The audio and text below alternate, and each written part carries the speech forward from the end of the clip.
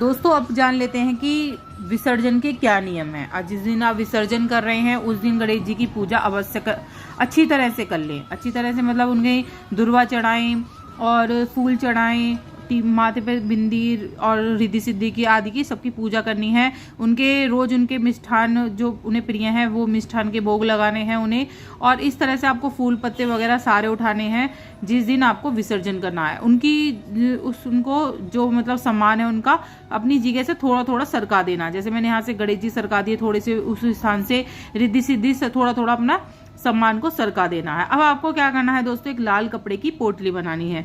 उस लाल कपड़े की पोटली में थोड़ी सी मेवा रख दीजिए, पंच मेवा जो होती है, 5 तरह की मेवा आपको इस पोटली के अंदर थोड़ी थोड़ी रख देनी है और इसे इस तरह से आपको लाल कपड़े की पोटली को बंद कर देना है। आप कलावे की सहायता से इसे बंद कर सकते हैं। और फिर जब ये पोटली आपकी तैयार हो जाए तो इसे जो गणेश जी का जो हाथ होता है, जो मोदक वाला हाथ होगा, उसके ऊपर आप इस तरह से बांध दें। तो जब हम विसर्जित करेंगे तो ये पोटली हम या तो खोल के हम विसर्जित कर देंगे, साथ में ही उनके साथ में ही डालनी है विसर्जन के समय।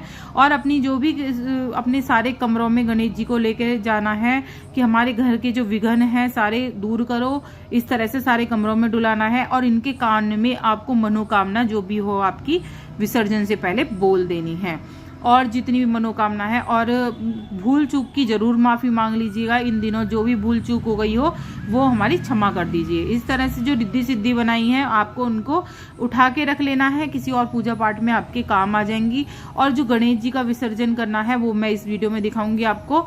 इस तरह से जो भी चावल है, आपको कुछ भी सामग्री बिल्कुल भी नहीं फेंकनी है। चावल आप अपने चावलों में डाल लीजिए, इससे बरकत बनी रहती है दोस्तों। चावल अपने उसमें डाल लीजिए, जो जल है लोटे में रखा हुआ उसको अपने घर में सारे घर में छिड़क लीजिए। इस तरह से बर्तन उतना बड़ा लेना है जितनी गणेश जी की मूर्ति आपने ली है। याद रखें कि गणेश जी की मूर्ति अगर स्थापित करें तो एक ही गणेश जी होने चाहिए, ये नहीं कि बहुत सारे गणेश जी आपने स्थापित करे और फिर विसर्जन करेंगे। एक ही विसर्जन, एक ही गणेश जी की स्थापित करनी है आपको मूर्ति। यहाँ मैंने गंगा जल डाल लिया भगोने में। इतनी बड़ा भगोना या आपको बाल्टी लेनी है जितने आपके गणेश जी डूब जाए पूरी तरह से। यहाँ मैंने भगोना ले लिया है, इसमें गंगा जल डाल लिया, पानी डाल लिया, थोड़े से चावल डाल लीजिए, फूल डाल लीजिए। इस तरह से आपको ये तैयार करने लेना है। अब अपनी क्षमा याचना करिए गणेश जी से कि हमारे से जो भी गणेश जी क्षमा याचना हुई है, उससे जो भी हमारी गलती हुई है उसे क्षमा कर दीजिए। इस तरह से आपको प्रार्थना करनी है और गणेश जी को इस तरह से आपको उठाना है और गणेश जी को 3 बार, कम से कम 3 बार गणपति बप्पा मोरिया इस तरह से बोलते हुए 3 बार डुबकी लगानी है। इस तरह से ये बंधे हुए भी डाल सकते हैं आप खोलकर भी डाल सकते हैं। इसको पोटली को साथ में ही डालना है। अब आवाज लगाते हुए गणपति बप्पा मोरिया 3 बार डुबकी लगानी है ऐसे, गणपति बप्पा मोरिया, गणपति बप्पा मोरिया, अगले बरस तू जल्दी आ, विघ्न हमारे सारे खत्म करो।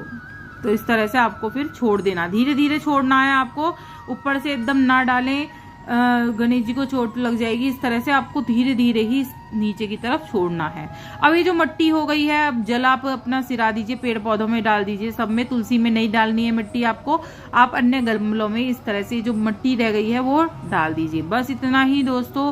वीडियो कैसी लगी जरूर बताइएगा, अच्छी लगी तो लाइक सब्सक्राइब